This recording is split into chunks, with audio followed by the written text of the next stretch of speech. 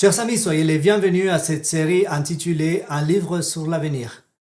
Je suis Oscar Lopez et j'ai le plaisir de partager avec vous le sujet numéro 3 de cette série intitulée Intrigue, trahison et meurtre. Je donne aussi la bienvenue à Itamar qui nous accompagne aujourd'hui.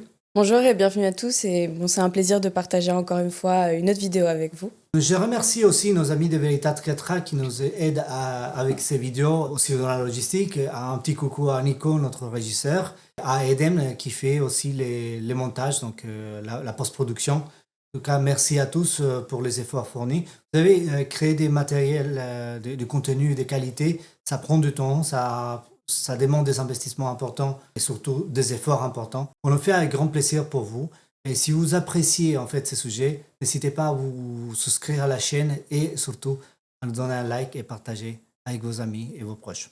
Allez, on va se lancer dans le sujet d'aujourd'hui, mais avant de ça, on va se rappeler un peu ce qu'on a dit la semaine dernière. Et on a eu Daniel chapitre 11 de 3 à 5 et on a parlé de l'histoire des Grecs, le début de l'histoire des Grecs qui était représenté par ce léopard à 4 têtes ou un bouc avec une corne notable.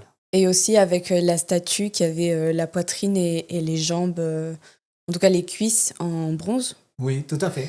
Et donc on avait parlé d'Alexandre le Grand, on avait vu que ça représentait la Grèce. On avait parlé d'Alexandre le Grand, de comment il avait agrandi l'empire grec avec une telle rapidité, et aussi on avait vu comment il est mort et comment il a donné son règne à ses 4 généraux.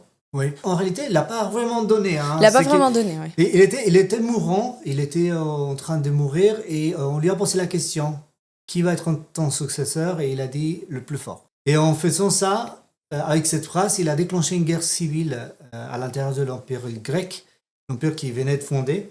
Et même ses enfants, tous ses descendants étaient tués dans les violences qui ont été déclenchées par cette phrase. Et finalement, 4 de ses plus gros généraux ont survécu. Et ils ont dominé, ils ont réparti le territoire en 4 sections. Mais finalement, ils ont resté que 2. Donc, Séleuc au nord et Ptolémée au sud. Et c'est à partir de là qu'on va développer le sujet d'aujourd'hui. C'est ce qu'on avait dit la semaine dernière. Donc, on trouve ici le territoire séleucide et le territoire d'Égypte, le royaume de Ptolémée, au sud. Et là, nous avons sauté directement à l'an 253 avant Jésus-Christ. On a à cette époque-là un descendant de Séleuc, Antioche Théos, et au sud, Ptolémée, Philadelphie. Ces deux-là, ils sont gouvernés, mais ils se sont fait la guerre pendant des années et des années. C'était particulièrement belliqueux tous les deux, et il y avait souvent des conflits. Et si vous regardez la carte, au milieu se trouve un bâtiment en jaune, ça représente Jérusalem. Et en fait, ce bâtiment en jaune, c'était le territoire de Juda, qui était souvent le territoire où ils se battaient. C'était en plein milieu. Hein. C'était en plein milieu. En fait, c'est une voie d'accès parce qu'à Ravi, il y a le désert et c'était pas pratique de faire la guerre dans le désert. C'était compliqué au niveau logistique. Et c'était plus pratique de faire la guerre dans le territoire de Palestine. Ils avaient soit le désert, soit la mer, ou soit la Palestine. C'est ça. C'était un point de conflit constant. Et du coup, à un moment donné, ils se disent « Allez, on va faire la paix ». Parce que ça nous coûte cher la guerre. Je sais pas exactement ce qu'ils se sont dit. Mais en tout cas, ils ont décidé de faire la paix. Et la paix, ils l'ont fait par une alliance selon ce qui est écrit dans le verset 6. Et au bout de plusieurs années, ils s'uniront ensemble, et la fille du roi du Midi viendra vers le roi du Nord pour faire un arrangement droit. Mais elle ne conservera pas la force de son bras, et il ne subsistera pas, ni son bras, et elle sera livrée, elle et ceux qui l'ont amenée, et celui qui l'a engendrée, et celui qui l'aidait dans ces temps-là. C'est intéressant parce que là, on nous présente une alliance qui a été faite à travers des mariages. Bon, c'était pas bizarre pour l'époque. C'était même très courant qu'on fasse des alliances à travers des mariages. Mais ce verset, il me décrit une alliance qui finalement ne va pas durer. Comment ça s'est passé? Ce qui est intéressant, et il faut garder à l'esprit que ces événements-là, ils ont été prédits des centaines et des centaines d'années avant que ça arrive. Si on va contextualiser un peu l'histoire, quand Daniel a écrit ce texte, c'était les Perses qui dominaient le monde antique. C'est-à-dire qu'à l'époque où Alexandre le Grand n'était même pas né. Et vous voyez, dans le verset 5, on a décrit l'histoire d'Alexandre le Grand. Dans le verset 6, on décrit l'histoire de ses descendants après lui. C'est même des descendants des généraux qui ont pris le pouvoir après Alexandre le Grand. Donc on voit comment l'histoire est donnée de manière anticipée. C'est pour ça le titre de cette série, Un livre sur l'avenir. Et que dans ce livre-là, tout a été décrit avant qu'il s'arrive. Et il y a même des événements pour nos jours. Parce qu'attention, on part du passé, mais le but c'est d'arriver au futur. Là, on nous décrit une alliance qui s'est mal passée. En fait, comment ça s'est passé? Je vais vous donner un peu le contexte d'une manière très résumée, mais vous pouvez trouver plus d'informations sur des livres, des ouvrages historiques, sur les guerres pyrrhiques. Il y a pas mal d'informations. En tout cas, Antioche Théos était marié à Laodice. Et Laodice avait eu 2 enfants de cette union. Donc c'était les 2 héritiers légitimes du trône. Mais pour faire l'alliance, Ptolémée Philadelphe a convaincu Antioche Théos d'envoyer Laodice en exil pour lui donner sa fille Bérénice en tant que reine légitime à ce moment-là. Donc Laodice a été envoyée à l'exil et Bérénice est venue se joindre au mariage avec Antioche Théos. De cette union, ils ont eu un enfant qui est devenu à son tour un héritier légitime du trône. Parce que c'était une union légitime. Donc, du coup, il y avait un gros problème. Et ça a bien marché, c'est-à-dire qu'ils ont fait la paix. Il faut savoir que Ptolémée Philadelphe a donné avec Bérénice aussi une dot énorme à Antioche Théos. Mais ça a duré jusqu'à la mort de Ptolémée Philadelphe.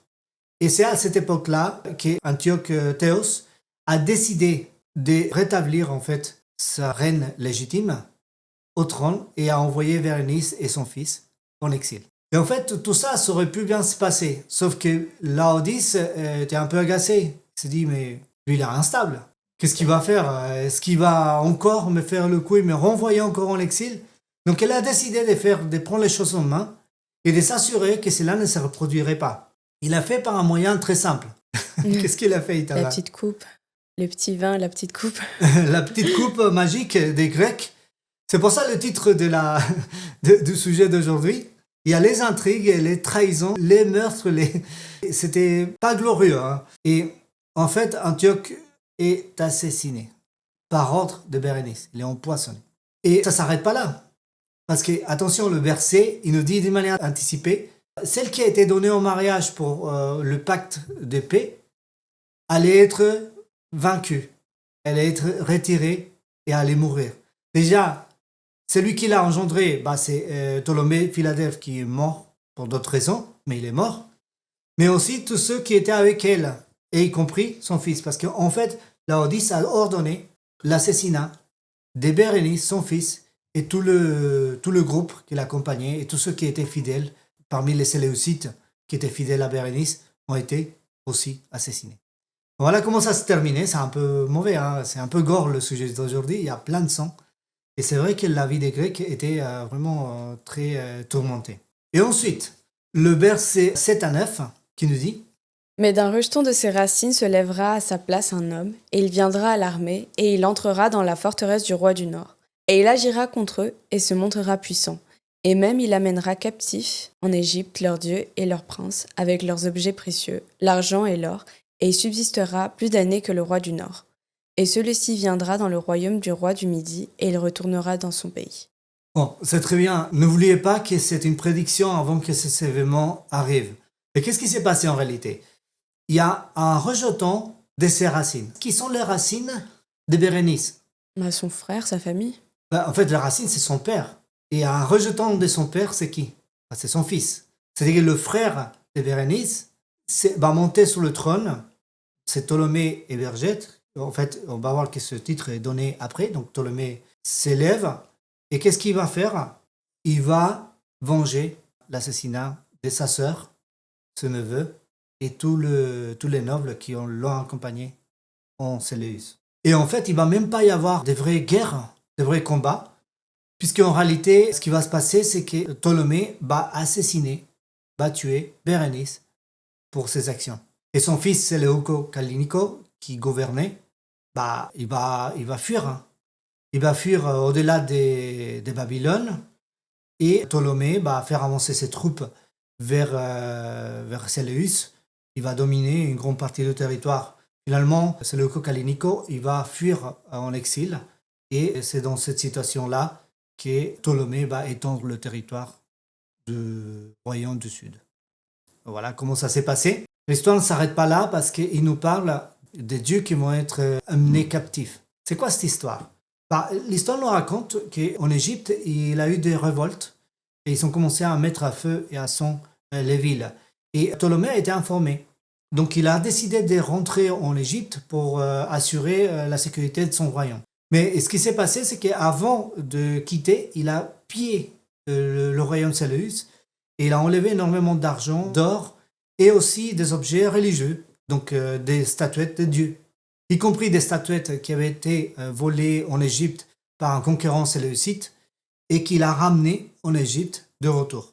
Et comme les Égyptiens étaient complètement donnés à l'idolâtrie, ils ont vu en lui un bienfaiteur. Donc, ils lui ont donné le titre des Hébergètes. Donc, c'est bienfaiteur. Donc, Ptolémée le bienfaiteur. Et en fait, parce qu'il a ramené ses dieux, ses statuettes. Ensuite, c'est le Seleuco Callinicos en exil, pendant une balade dans le désert à cheval, et il tombe et il meurt. Mais il laisse derrière ses 2 fils qui étaient les héritiers légitimes du trône. Le verset 10 continue à nous parler de ses enfants. Mais ses fils irriteront et rassembleront une multitude de forces nombreuses, et l'un d'eux viendra et inondera et passera outre. Il reviendra et poussera le combat jusqu'à sa forteresse. Oui, c'est très intéressant parce que, alors, si on raconte en détail l'histoire de ces 2 enfants, il y a Seleuco et Serauno, c'est le Seleuco III, c'est le titre. C'était l'aîné de la fratrie qui a occupé le trône relativement rapidement, qui a réuni autour de lui une grande armée et qui a commencé à organiser les actions pour venger son père. Mais l'histoire nous raconte que son royaume a été court et pas très glorieux, dans le sens où il n'était pas très doué pour les affaires d'État. En fait, il prenait des mauvaises décisions, il était incompétent. Et ses généraux, très gentiment, ont proposé la solution miracle des Grecs. Le petit verre. Un petit verre empoisonné. Donc effectivement, Seleuco Serauno est empoisonné et meurt. Et ensuite, les généraux, ils vont mettre à sa place son frère, Antiochos Magnus. Et c'est son frère parce qu'en fait, ils ont vu, les généraux, qu'il avait les meilleures compétences pour être un chef. Et c'est lui qui va organiser une armée. Il va marcher contre le roi du Sud pour ensuite récupérer le territoire du Nord d'entre les mains du roi Ptolémée. Donc c'est comme ça qu'ils ont récupéré le territoire. Et on voit que tous ces événements-là, quand ils ont été écrits, ces personnages-là n'étaient même pas encore nés. Même ses descendants n'étaient pas encore nés. Donc ça, c'est, une fois de plus, j'ai attiré votre attention là-dessus. Et là, on est à l'an 222 quand cela arrive. Bon, on va arriver jusque-là avec ce sujet aujourd'hui. C'est un sujet qui est passionnant, mais qui est long, qui est étendu. Pendant l'enregistrement de cette vidéo, nos amis de Veritas 4A qui ont assisté à l'enregistrement n'avaient pas posé cette question. Et c'est pas étonnant, Itamar, tu peux nous expliquer pourquoi? Ça fait quand même 2 ans qu'on a travaillé sur Daniel 11. Donc bon, on est assez familier au sujet. Oui, en effet. On a fait un séminaire interne Veritas 4A qui a duré environ 2 ans et qui a été très poussé au niveau d'annulance. Là, on est en train de présenter ce sujet d'une manière très résumée. Mais avec les amis de Veritas 4A, en interne, on avait développé le séminaire et on a fait vraiment 2 ans d'études profondes. Je pense que c'est pour ça qu'il n'a pas eu de questions. Mais si vous avez des questions, surtout, n'hésitez pas à les poser dans les commentaires de la vidéo. Ce sera avec grand plaisir qu'on prendra le temps de répondre. En tout cas, je vous remercie. Et puis jusque-là, c'est relativement compréhensible, relativement simple. Je crois que par la suite, ça va se corser un petit peu. Donc il faudra être attentif. Et puis je crois que là aussi, il y aura un peu plus de questions. Je pense c'est fort probable parce qu'en fait, on va devoir s'appuyer sur ce qu'on appelle la méthodologie. Parce que là, c'est purement historique. C'est purement historique. En fait, on prend le récit et on explique avec l'histoire ce qui s'est passé, comment effectivement ça s'accomplit. Mais quand on arrive à nos jours, on va devoir appliquer de la méthodologie pour pouvoir comprendre et pouvoir anticiper en fait, ce qui va se passer. En tout cas, merci beaucoup. Merci à Itamar pour nous avoir accompagnés. Donc avec plaisir, et puis on vous attend pour la prochaine vidéo. Et n'hésitez pas à donner un like, à vous abonner à la chaîne. Vous savez que ça nous aide pour créer plus de contenu, donc on attend votre soutien. Merci pour votre fidélité, merci pour votre intérêt. Il me reste plus qu'à vous dire que Dieu bénisse votre curiosité. Et je vous dis à la prochaine. Bye bye.